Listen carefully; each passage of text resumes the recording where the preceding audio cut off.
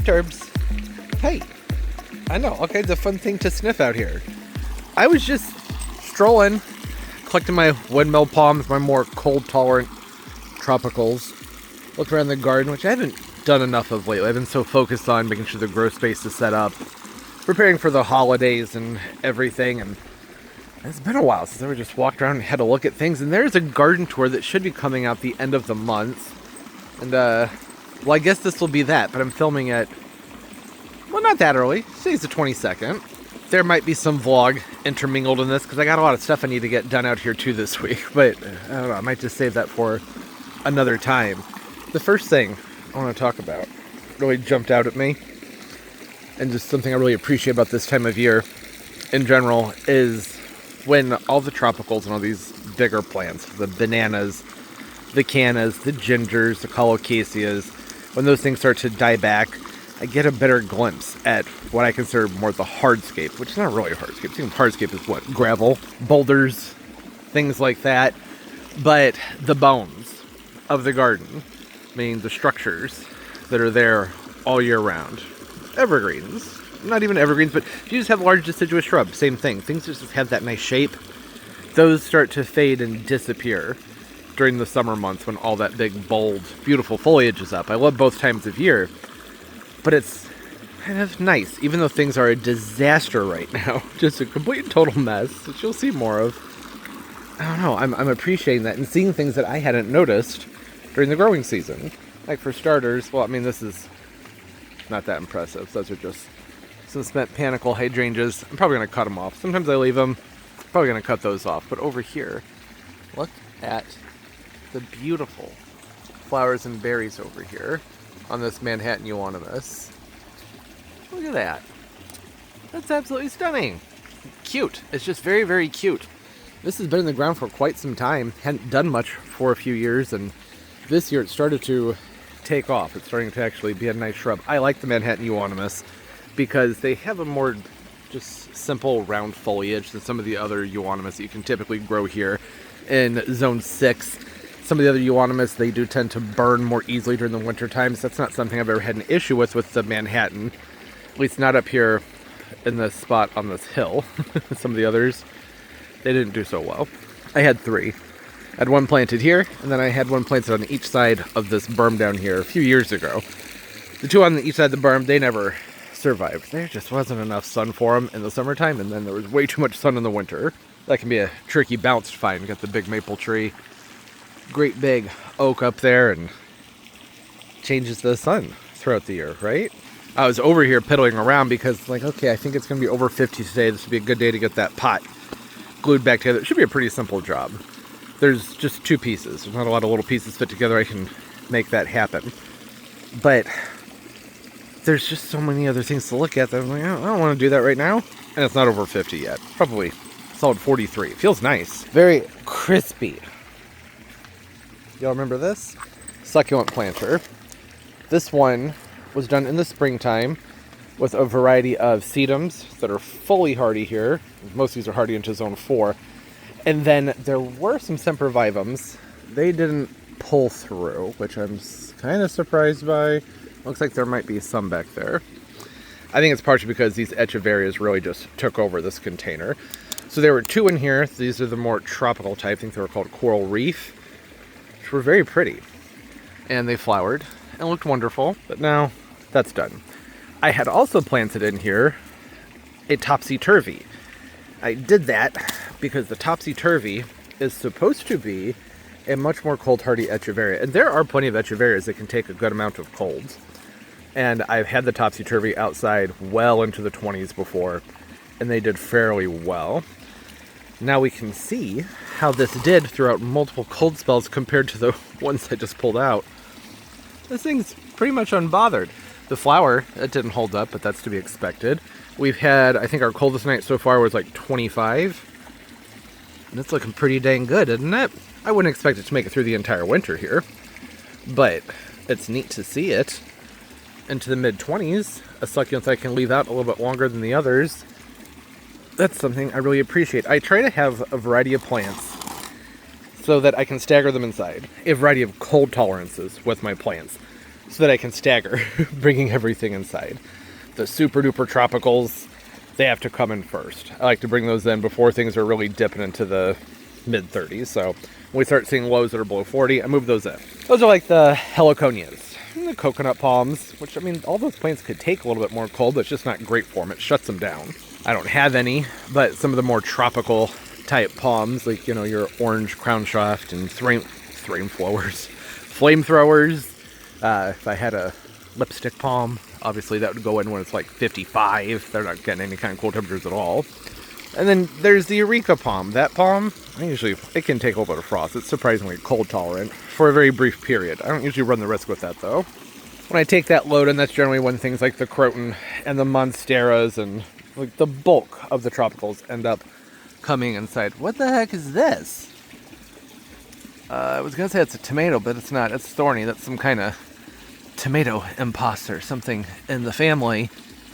It looks pretty wicked too, which makes sense. I've been battling a very thorny weed up here the last few years. I have to put on thick gloves to get it out of the garden, and I have been doing my best this year to not let it go to fruit so that it would just stop being a problem. It looks like a patch of it got underneath this planter here, just kept creeping along and doing its thing. Got to get that out. I do not want those to be able to reproduce and set fruit. Yeah, look, that goes all the way back there. I have to find some gloves and get those cleaned up. Okay, yeah, staggering. So then I have another group of plants that are things that I let them take some cold. The alpinias, they can take some cold.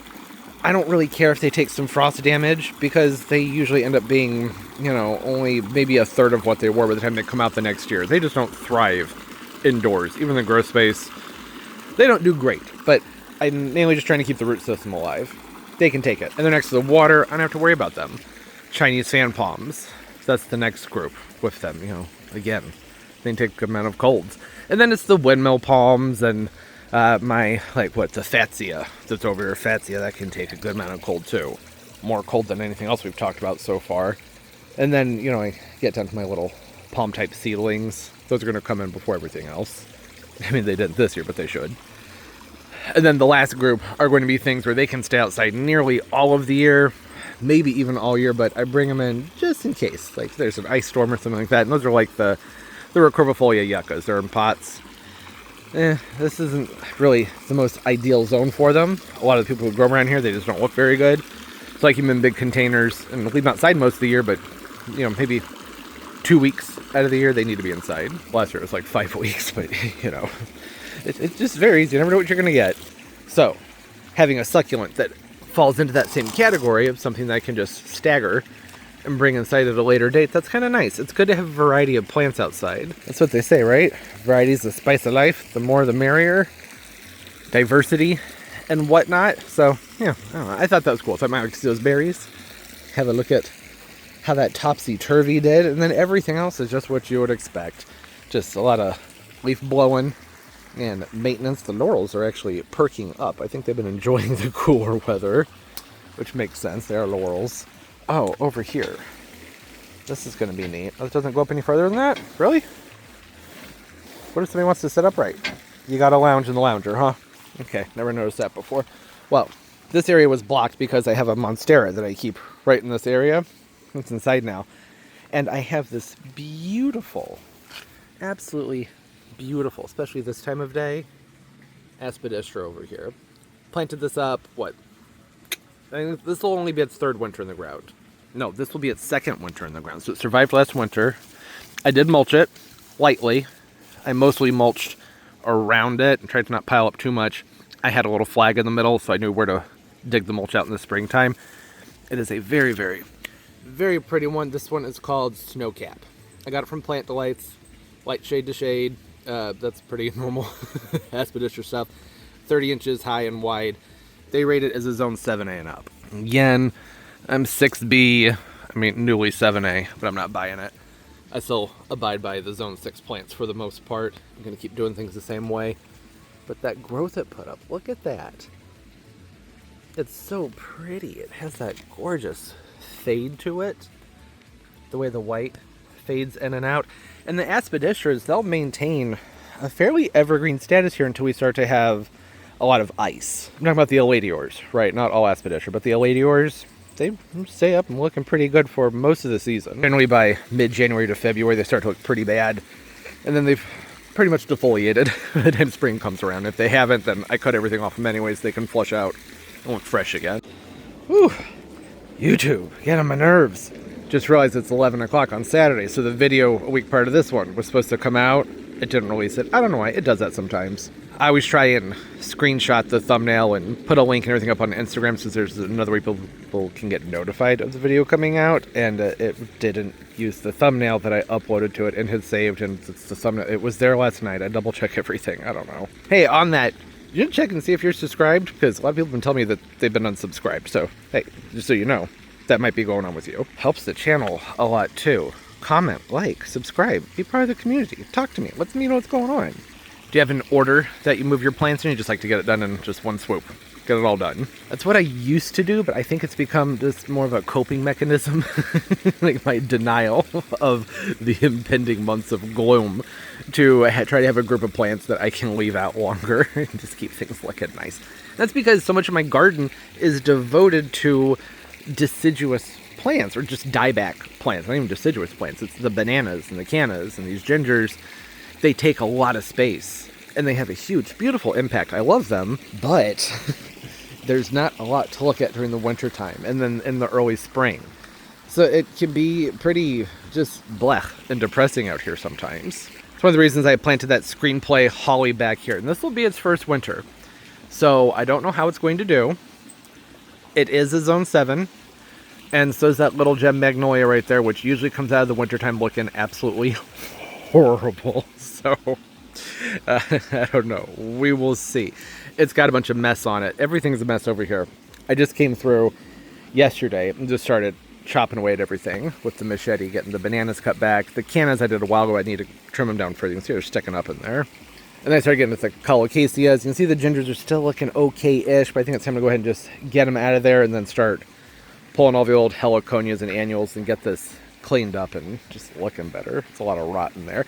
And if I'm not going to do that, because sometimes I skip over a lot of that. If things break down enough, like if all these heliconias break down enough, then I'll just take a rake and just kind of swirl it all together, make sure it's not goopy, and spread it around lightly. Add back to the soil. Why not, right? Well, there are reasons not to. Pests, disease, those things. With these heliconias, they didn't have any pests. I didn't see any diseases on them. They looked pretty good. Didn't flower much because the bananas shaded them quite a bit, but you get what I'm saying. You can toss them back in there. I have some other plants in here that I still need to get to. I don't know why I haven't, because it'd be very easy to get in here and pull these guys out. Well, it should be, because they're just sitting partially submerged into their holes. These are some cordylans I got on clearance in the springtime, like $3. And I know they look dead, but they're really not. Their foliage is just burned. I can come in here and probably just cut all that off if there's no spear pole, which I don't think there will be. No, that seems okay. Could hit it with a fungicide. If it pushes that out, it's good. If it doesn't, then you just cut that off and it'll grow new stuff. It'll be fine. So that's something pretty darn simple that I could have done a while ago. Just reach in here and pull these guys out. Looks like they put some roots down. That's good. There we go. So over here is where I've been trying to keep things organized that I need to clean up and take inside, versus some things I need to just cut up and get into the compost or into the yard waste. So I have a few mums here that I'm going to go ahead and plant out. Hopefully they'll come back next year. You just never know. The only place where I can really grow mums is the front, and it's just not perfect for them. But, you know, they cost money, so why not give it a try?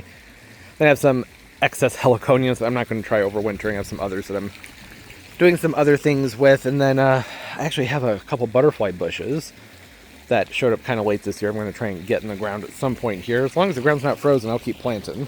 And then things for pots and containers, and just things to spruce everything up down on the other end of the patio. This is a flowering cherry. I feel like that's redundant. All the cherries are flowering, aren't they? I just saw the flowering tag on there and I ran with it. A weeping cherry. That's what it is. One of the big guys, 20 to 25 feet, which is for a weeping cherry. That's a big size. The double weepers. These can end up looking pretty cool. So you'll have a single row for several years of just a big wide weeping tree, and then they shoot up another on top. and it weeps. There actually used to be one here in the garden, right where the septicodium is. I think there's still remnants of the trunk in the ground, actually, because that cherry wood was so hard. Took axes to it, chainsaws. It was not coming up. Got as much of it out as it could, but there's still some down there. And it eventually died. It was actually when the pool got put in. So it was the summer after the pool was put in, because I think it was the reflection from the water up onto the foliage to the upper half. It just fried it. And then I assume the rest of it was just because of a massive change to its root environment, going from having this berm that once led into a lawn to it being, I mean, you know, I killed it. I did too much and now it's dead. But I have a new one. And I'm excited to get this planted up, although I'm probably going to be using this one in a container. It was a great price. It was about $8, something like that. These are really, really, really cold hardy. A zone 5, so a decent option for a containerized tree around here. And it's going to go into a large pot and have some nice spring color, and I'm going to have to maintain it. I'll have to get a root prune every few years with fresh mix. Maybe treat it kind of like a giant bonsai. They have a really nice winter structure to them, though. The more it grows, obviously, the more weepage you'll see on here, and you can put lights on them, get little bird feeders in there. I don't know, it's just one of those plants I like to see in the wintertime. Kind of like the dogwoods. This one did not respond well to the weather, where it was like 80 degrees and then 25 the next day. You know, the red twig. I have another red twig over here. That's going to go into a container for the winter time. I have some various thujas and some junipers and things to get just put in place around where a lot of the tropicals were. And then this whole area over here is getting an overhaul. It's looking great, isn't it? I don't know why I don't just cover this stuff up in the fall time. I think it would make the most sense and extend the life of these cushions quite a bit too. I've been pulling these panels down. I gotta pull this plant out and get up there to get that and get that fountain out of there, and just, you know, try and reshape things for the next part of the year. Seeing the hostas about done in here, so I can come in here and get that cut back. In the ground, I don't cut hostas back quite as quickly as I should, but in containers, I like to make sure I'm on top of it because it attracts the slugs very, very quickly. Just hostas in general, but then they start to get that mush to them. We just got to get them out of there. Oh, just a few little crab apples. That one all shriveled up. Got another over here. It's cute, right? The birds are going to enjoy it. So this one up into a nice big pot. It should put on a pretty good show next year, I'm hoping. There's going to be some new things I'll have to do for protection during the winter time. You know, might have to wrap it if we're going to have some really, really extreme drying winds and colds and those things. But otherwise, they're crab apples. They're pretty sturdy. I can't wait to get those panels down. That's just driving me crazy. You know, I think I'm just going to go back there and do it. I don't have, for some reason, my head always has like, why do you need to do this and this and this and work my way back to it? No, let's just do it. Sometimes I can be my own worst enemy with these things. When I start to get hung up on my little OCD tendencies. That's not OCD, it's just OC. There's no D. That's disrespectful to the people who struggle with the D. Tendencies. How about that? Luckily, I just put them on with siding clips. For the most part, there's a little bit of alien tape up here, which, to no surprise, was pretty junky. Didn't work very well. Okay, it's gonna be stubborn, huh? Where's that clip? There it is. Okay. See, look at how fast this was. Right? I still have those up top, but even just getting those off looks a lot better. The reason I put these up to begin with was because of these rust spots on the side of the house. It was just bugging me. I don't like the way that looked. It's from some metal wall art that I had hanging up on here. Said it was for outdoors. Clearly was not. It rusted very, very quickly. And instead of figuring out a better solution, I ended up just putting something over it. Okay. This next one's just barely out of reach. I don't want to step on that heuchera. It's a little bit slippy out here. Let's see. See how this is going to work out. Oh, it's probably a bad idea. It's probably a bad idea. That's because I feel like I need my hand. There we go. But it's holding the camera. Okay, that wasn't so bad. There we go. Oh, finally. Oh, and now there's leaves stuck to the side of the house where the alien tape was. I might hold off on that. I think I should use a heat gun when I try and take that down. What do we think about new light fixtures? I want new light fixtures, or at least to take these down and paint them. I think I'd like the kind that are just like a big rectangle. That would look nice. These have aged quite a bit. Even just giving them a good cleanup and paint job would be nice, though. They're sturdy, though. I haven't had to put a new light bulb in a long time. You can tell there's a compact fluorescent in that one. I haven't used those in years. Okay, see? Better. I did like the paneling when it was fresh, but it started to get lumpy and look weird. I don't know. I'm not going to get rid of it either, because it's bad for the environment. Now I have to figure out what to do with it. Yeah, reap what we sow. I started this problem.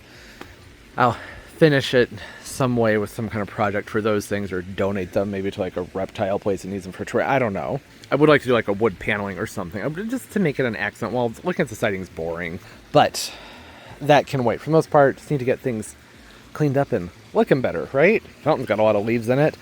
So yeah, a lot of those evergreens, the different shrubbery, those are going to be around the steps over here and into this area. I've even been collecting really nice big rocks to place around the place. It's going to be going for more of, I guess, kind of an alpine vibe this winter. That's what I think is fun about gardening, is you can really just set the environment and change it up. All just depends on the amount of work you want to put into it. With the tropicals, well, that's a lot more work, but it's worth it. I love it, and I like the seasons. People say, hey, why don't you just move? Well, one, it's not that easy to just move, so that seems like a stupid question. And also, like, right, as if that hadn't occurred to me. And also, because I like the seasons. You can have it all if you want to. It just depends on how much work you want to put into it, and, you know, time and money. Obviously, there's a level of privilege that goes into this, too. I'm not in denial about that. Wouldn't have to be that way, though. I do think, even without my big palm trees, which aren't here right now, they're off at the greenhouse. It's the privilege part. You know, I do have to make decisions about where money gets spent in order to be able to do that. You know, I don't buy a lot of clothes, like, ever. I don't really drink. It's not that I don't really drink. I don't drink. So that saves a lot of money. And I don't really care for going out very often anymore. So that makes up for a lot of that expense. All of those things are still we don't need to go down a rabbit hole. Just saying, I get it. I recognize it. You don't need it, though. A banana, a canna, a ginger, sable minors, needle palms. Boom. You've got a tropical aesthetic, and the bananas, the cannas, and the gingers, they'll spread. There's lots of options with the bananas, the cannas, and the gingers. You don't have to just do the bajus. There's they're not calling the hardy reds, which is a sycamensis. Unhinensis, I have grown before here in Zone 6 with a lot of mulch. Did fine. I've had Musa Saba overwinter here very well before. I don't find them for sale ever. But if I could get my hands on those again, that's what I would grow, because they got these massive trunks. They just got huge every single year. They were so spectacular. And then there's the Laziocarpas, which is one that stays much smaller. It's more a smaller grind. It doesn't have as much of a banana look to it. To me, it looks more like a bird of paradise dupe, which is still a nice look. Cannas, you can go from super dwarfs to really tall. It's all different foliage colors, and the gingers too. The Hidiciums, as long as they are the Coccinniums, which would be like the Fiesta, the Flaming Torch, Elizabeth, those types, they're pretty dang cold hardy. Give them some mulch, put them against a wall, something like that. They'll probably come back for it, as long as that soil drains really well and you do those other things. We have the Zingibers, which are, I mean, they're fully hardy into Zone 6, as long as it's one of the Myogas. And those are things where you just, you know, buy those plants, they'll spread, and boom, you got it. As much as I love my palm trees, I'm not all that bummed when they leave, because there's still a lot of nice stuff to look at. But when we have frost, well, everything changes. That's why I like to be able to change things up. And I gather the clearance plants, you know, all these shrubs, they're like $3 a pop. These junipers and various thujas that are down here. The roses are from the front yard. Dug those up, transplanted them, and they're looking good. They're ready to go. And roses will keep blooming with the cooler temperatures, not until we have some really, really hard freezes or ice that their flowers start to die off on. They tend to have a little kick of flowering that usually goes on until December, just depending on the fall. So since I was able to get so many of those clearance plants this year, I did great on clearance. That was my point. I got a lot of good clearance stuff this year. I'm able to tuck those into all the different areas and still have things looking decent. I'll probably even take some of those roses, the ones that are down here, and I'll stick them in the holes that those cordylans were in, the fruticaceae. Because why not? It adds some nice structure. It's better than just looking at bare soil. And it'll help protect the root system during the winters. They're in a container, so it's better really to bury the pot anyways. Ooh. Bikini Teeny Colocasia, maybe Pharaoh's Dream. I'm only on my second year of that one. If it comes back next year, then I'm going to like fully say yes, this one. Cold hardy, get it.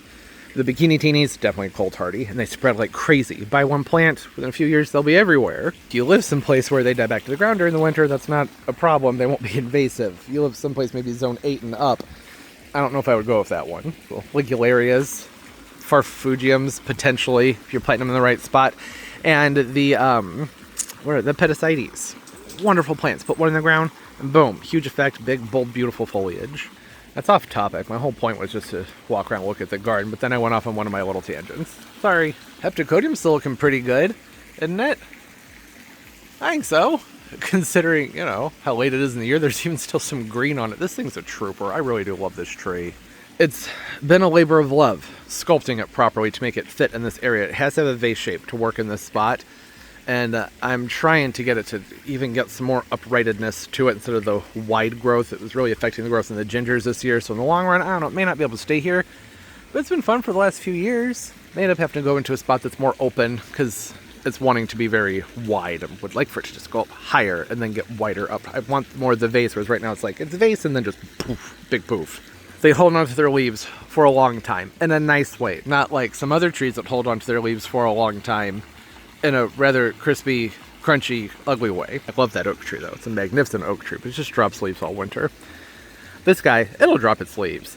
And that reflushes by like mid-March. So you only have a few months where there's no foliage on the plant. I just think that's great. Ooh, hardy begonias. I said I was done with that. I've done other videos on tropical looking plants for cold climates. Yeah, the begonia grandis types. They're pretty cold hardy. I'd give those a try. They're fun. But not to the point of what I was initially talking about, which is just having some structure out here during the winter time. So I have all these fun clearance plants, the cherries, all those evergreens down there. A lot of those evergreens will be going into the ground to form a nice long hedge once the spring is over. A lot of them are going to grow in the ground this fall. I have a bunch of junior giants that are going to go over there. And then there's going to be another row in front with all the fun things I'm going to be using in this area. Well, in this area, this whole area over here. But there's still a lot of cleaning to do. Hopefully we'll have a few drier days coming up here this week and I can come in here and get these heliconias cut out, that banana handled, and start spacing out these beautiful roses, which have really recovered very nicely from being dug up and transplanted, which is what I pretty much expected them to do. They were going through it with all that drought and everything that we were dealing with this year, but they did pretty good. I will say in the spring, these are probably going to need a pretty nice prune though. Late winter, early spring, I'll probably go through it and just cut them back by 2/3. When you don't know what to do, just 2/3 on the rows, and usually they'll flush back out and look nice. And I have some of the U's to put into these containers where these tropicals were. Look over here at this guy right here. This is Justicia. Man, that's pretty convincing. If you live in zone 7B, that might be worth giving a shot. But, I mean, it's looking pretty dang good. It's still flowering. We've been down to 25 degrees. Yeah, so that's something to keep in mind. This one right here is just your standard red. Don't remember what type. And this one back here is called Fruit Cocktail. It always stays more on the small side for me. Also, clearly, there's just a warmer spot over here, too. Because look at the petunias. Which petunias can take some colds.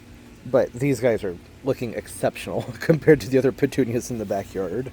Considering, you know, we're just over a week out from being December, and they're still flowering and putting on a show. Well, the gardenias right next to them, I don't know how protected they are. I think it's just petunias, they can take some cold. The main thing is that it's not prolonged. Over here, the Supertunia Vista Cool Jazz.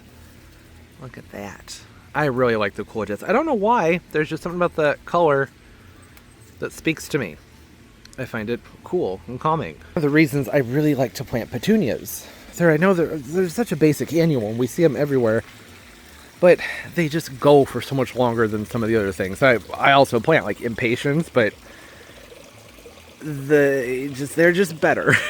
I don't have enough sun to put petunias everywhere in the garden, so I have to use impatiens. But the petunias, to me, they spread better. You can get types that mound, and they can take some cold. They'll put on a second show for you when you have cooler temperatures. But like I said, can't be prolonged cool temperatures. Now here's an area that I have neglected the heck out of. Well, kind of. Not really. I have been very, very, very on top of this Japanese maple because it had a really rough summer with the drought. But everything else over here, I'm just like, you just need to do what you're going to do. Well, I mostly have natives planted up here because that's just the best way to do things when you have a difficult area in the gardens. Throw in some natives, like actually native to your area, not the country, but your area. And those will typically do better for you, right? Not always, but typically. Sometimes some of the natives don't transplant quite as well. But you get my point.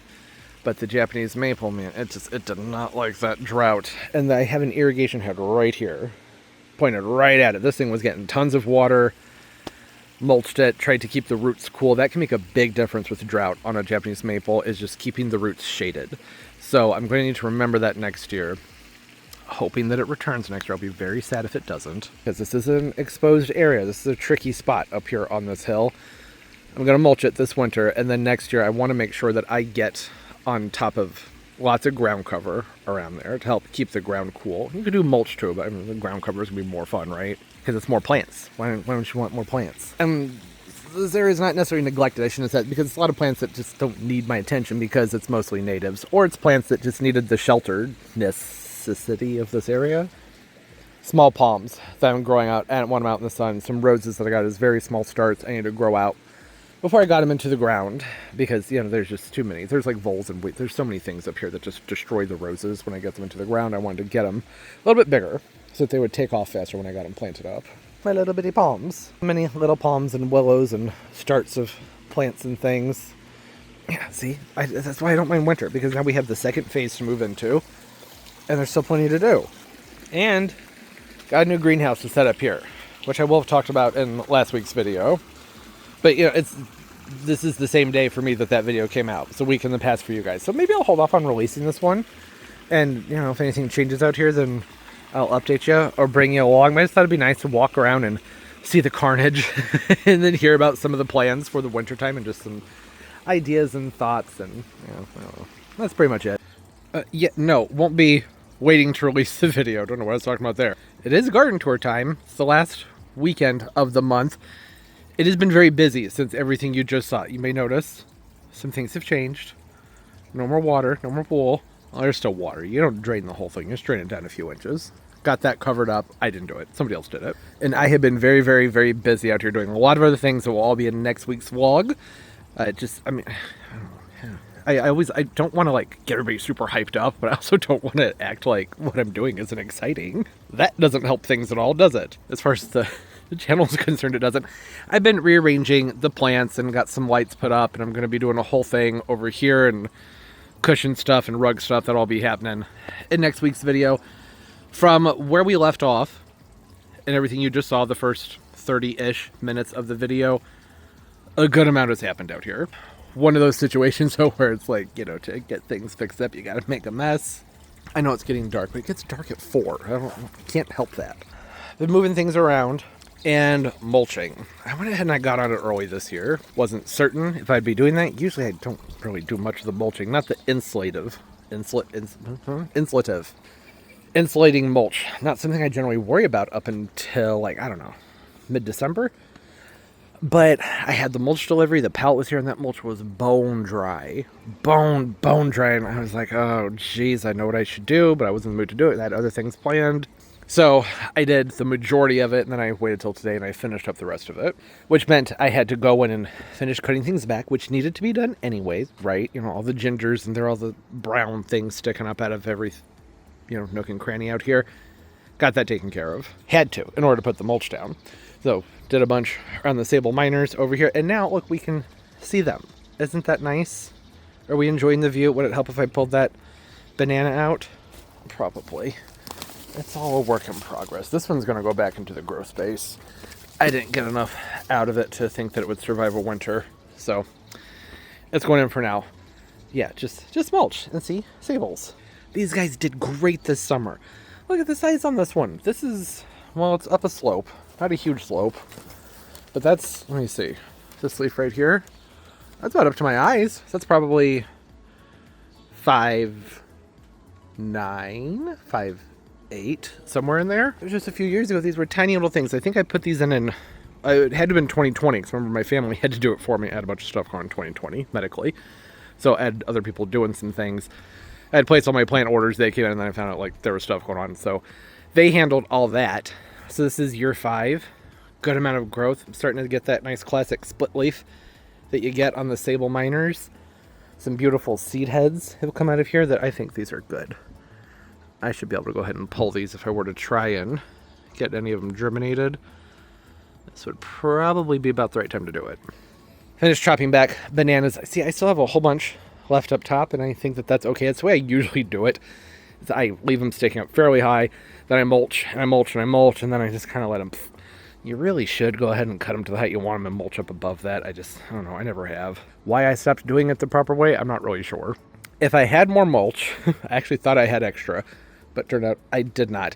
If I had more mulch, I would have gone ahead and come into right, just where the mulch is sticking up, cut that, and then pull the layer of mulch over the top. I'm only mulching the Bulbiciana and the Unensis bananas, the Bajus. They're on their own. They should be fine. They were on their own last year, and they did fine. I have a washi ready to go inside over here. This other washi ready to go inside. We're supposed to drop into the upper 20s and maybe have a whole bunch of snow and sleet this week. And the day this video comes out, if that happens, I won't want the washis out here. I want them to take some cold, but not like wet, icy cold. Went real deep on the mulch over here with the hardy red, the Succulent banana. Something I didn't take into account that I really should have when I planted this was that I put a Florida Sunshine Elysium way too close. So it's partially inside the mulch pile now, so I just have to hope that it's going to be okay. Rather protect the banana and lose the Elysium if it were to come to that. So I don't think that it will. Make sure to go up and mulch the zingibers on top of the hill there. I did not, oh shoot. I didn't mulch the zingibers here. I usually do. Well, I still have a bunch of this mulch. This is for the front yard. But I think I could spare a few bags and just do a real thin coat. The front yard, the mulch is mostly for aesthetics. And most years I skip it this year since I was having the mulch delivered. I was like, well, the more you order, the better the cost. So I threw in another 20-something bags of just regular hardwood mulch for the front. Back here I just use a cypress blend. That's what I like for insulation. It's more airy and lofty, but it insulates well. Not very attractive though, but I could do that. I think that that'd be smart. Just come to the top and make sure there's, I don't know, probably 3 bags. Oh yeah, I thought I was doing mulching, but apparently I'm not. Now, I do think those zingibers would probably pull through just fine if I didn't. Look what I found. I found this poor thing, my Rostrata. In the springtime when I was messing with the fertigation thing up here, which I just remembered I need to remove that. That's going to freeze and it's going to break. I set the Rostrata yucca on top of one of these flat stones back here. If you all remember, I was planting things over here and I discovered a huge flagstone way down underground, and I lifted it up. And that's where the hose row was supposed to sit, and that never happened. It sat right here on the patio all summer. I had set the yucca Rostrata there, and a storm or something must have blown it over, and then things grew up. I didn't know it was there. It's alive, thank goodness. Poor thing. It was on the struggle bus this spring. It had some troubles during winter with some root and some crown rot, so I'm glad to see that it was in a spot where it was getting sopping wet. Sopping at all times from those sprinklers. And it pulled through. I think it helped that it was laying on its side. So, I'm going to pull that inside. They can handle our winters here, but this isn't the year. I got to get a couple more years, maybe just one more year of like really nice solid growth out of it. Get it planted out early in the season so it has all spring and summer and even fall to spread its roots out. And I just don't think I have an appropriate spot in the backyard for a yucca like that. Everything back here is very wet. They don't like that. That's not going to go well for them. Came over here and did a whole bunch of mulch around the needle palms. They don't really need it, but it just makes me feel better to know that I have added a few inches of insulation around the roots. The area these are planted is slightly bermed up, just a few inches, and it's very exposed during the winter to just really harsh, dry, cold winds. So I try and put at least a 4 to 6 inch layer of mulch right around the front. I mean, do it around the whole thing. But you get it. That took like 10 bags. These things have gotten huge. Just massive monsters.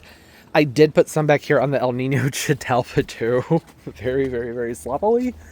But it's there. I don't think it needs it.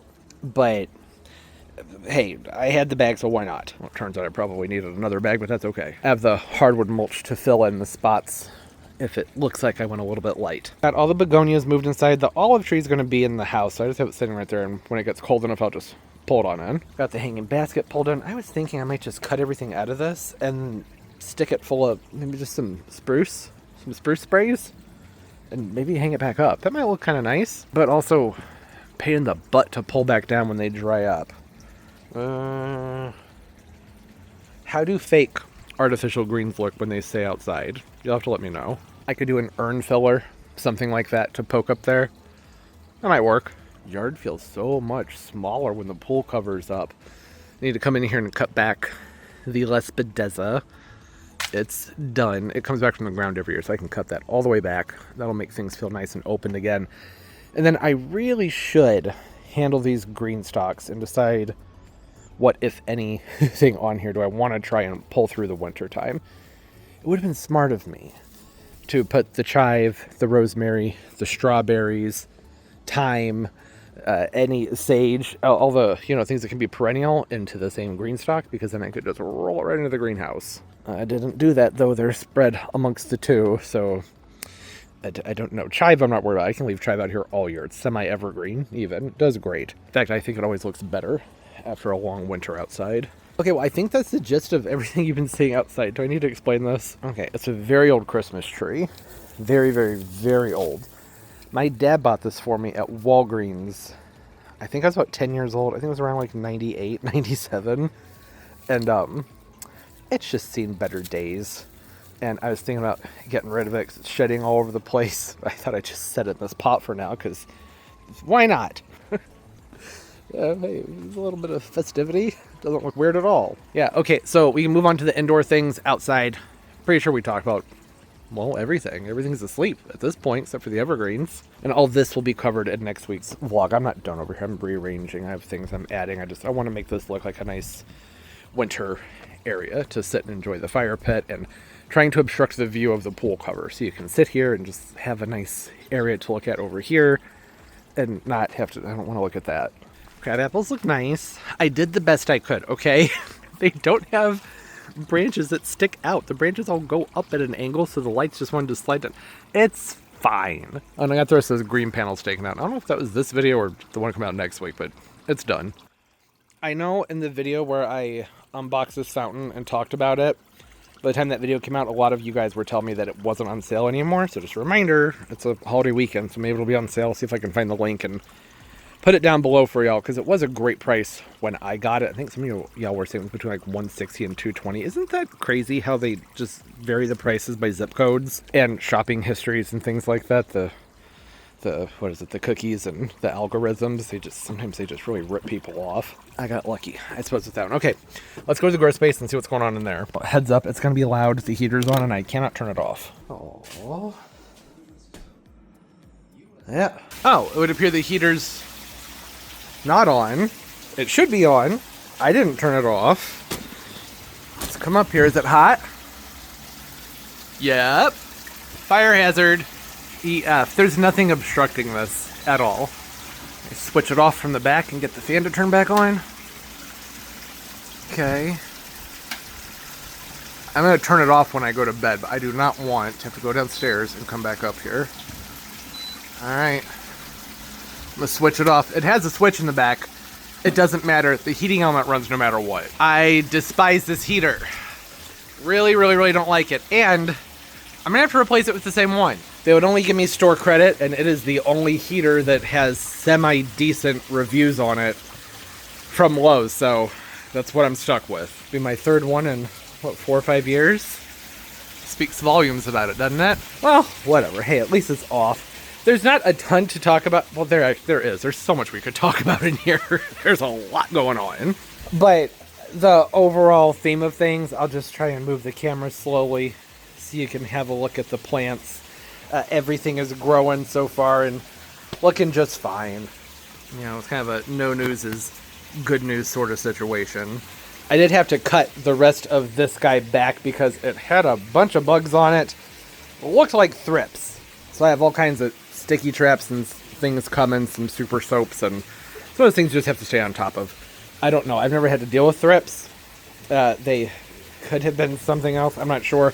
I'm also currently spraying for aphids. Very bad aphid infestation on the Brugmansias. Look at that. Look at them. There's so many of them. This plant is absolutely covered. Are they dead though? Let me see. Give it a blow. Yeah, I think most of those are dead. I sprayed both these down very heavily with peppermint oil. Aphids don't bother me. They're like one of the easiest ones to get rid of on the houseplant. So when I bring something that has aphids on it, I'm like, yeah, okay, whatever.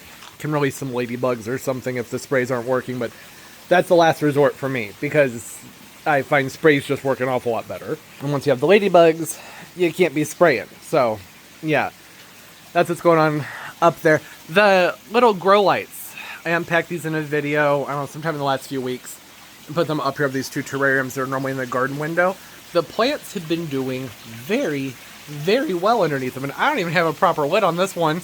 That's the bottom of a plastic bird bath just sitting there, because the top doesn't fit on the shelf. The top to that terrarium doesn't fit on the terrarium with it on the shelf. I should put some plastic wrap or something over the top, but it seems to be working. The plants are looking happy. I can't even see what's going on this shelf because it's so full right now. What is going on this shelf? I came in here and I sprayed, because this plant originally had spider mites when I brought it in and I cut it back. Did a systemic on it, but it looks like it might still have something going on, despite the systemic. So I cut the plant back, gave it the systemic, idea there being that the new foliage will come out with the systemic in its system. Yet here we are, and it's looking like, I don't think those are spider mites. I think that's just an old nasty leaf. Okay, well, I don't know. I still don't trust it. It's part of winter. It's just pests when you cram this many plants close together. Something you got to deal with. Yeah, things are looking good. Have some inflorescence starting to pop out on the bottom of the Timoduria tepilotes. That's really pretty. I'm hoping that the flowers don't bolt on them this year. Last year was, I believe, the first year I had them inside, and they were producing lots and lots of inflorescence, but they just kept shriveling and dying, which, you know, things can get inconsistent when you have an entire wall that opens up to the world out there, so that may have something to do with it. But they're also just more mature and more established now, so hopefully those will stick around because they have a really pretty inflorescence on them. In fact, let me think. It was San Diego. I have a video that'll be coming out sometime in January at the zoo, and I'm pretty sure I got footage of a few of these that were several feet tall and just had the biggest, most beautiful flowers on them, flower stalks. It was really nice. So I'm looking forward to everybody being able to see that. Yeah, palms are being palms. I don't know. It hasn't been long enough, right? There's not much to report on other than I need to get the bleach poured inside the bubble tube. That's not looking very good. But I'm out of bleach. That's what you do. It's about every 2 weeks you just put like a cup of bleach in there. It keeps it nice and clear. But, yeah, well, you can tell I fell short on that one. Need to get some more new leaf opened up back here on the philodendron. Looking nice. Have some action from the Prince of Orange down here. It had some dieback over the summer, and I just repotted it and stuck it away. That's flushing back out. Seem to appreciate the repot. Sometimes when I have a plant and I'm just like, you should be happy, but you're not. I just try a new pot, new soil, and just start the whole thing over, and I'd say 70% of the time that works out. Not the best odds, but not the worst either. Oh, the tie. Look how tall the tie is. You see, it's all the way up there. It's way, way, way up there. That's not that helpful. Walk around so I can show it to you from a better angle. Or maybe we won't. I forgot I moved all this stuff in here because of the cold that's coming up. I've been doing a lot of cleaning, so there's more room in here. We can squeeze through right here. Okay. The tie. So big. This plant has had that wonky, classic Monstera growth on it for as long as I can remember. You know, they like to, they just go all over the place. Last year, I put it on a rope, and because it was growing out this way. I was like, you need to be over here. And it was sticking out to about, I don't know, over here. It was a problem. I couldn't walk through here. It was very annoying, but I just dealt with it last year. And then over the summer, I pulled it in probably another foot. And then about a week ago, I was like, you know what? It's do or die. Let's just do it. And I pulled it in as tightly as I could without hearing any type of bending or cracking along the stem down here. And it's almost up there. And that's about as high up as it's going to go. And I'm sure that it will continue to do that. See the tops, it's going this way. It's going to go all over the place. But it's just nice that the plant is no longer taking up like a 12-foot section. It's just going up.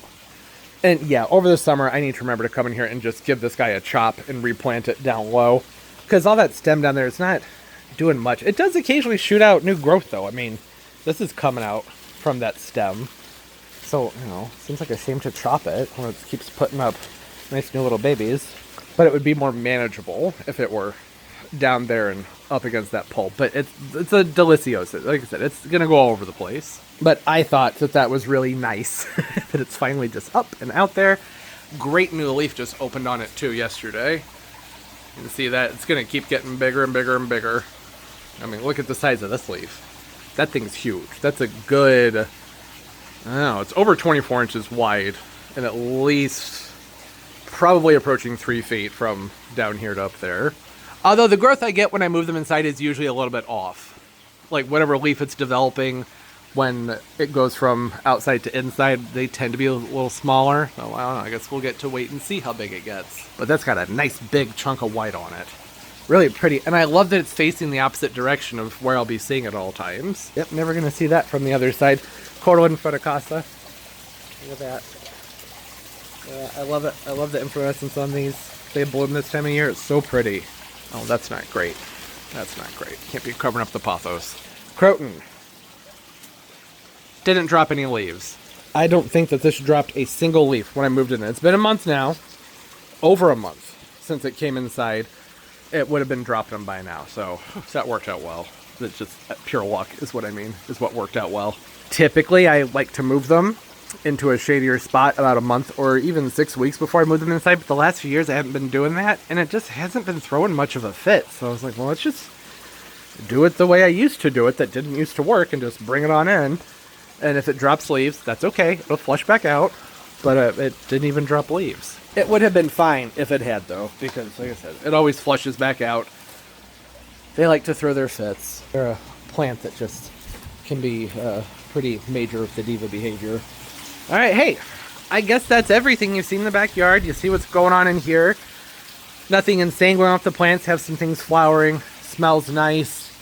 You know, new leaves and all that fun stuff. Now I'm just doing things to get ready for winter gardening indoors. Comment down below, say hi, what's going on in your gardens? You have all your mulching and winter protection done. Is it even time for you to be doing that where you live? All right, as always, and most importantly, everybody, can I find a better angle? There we go. That looks nice. Keep on growing. Bye bye. Size of that hibiscus.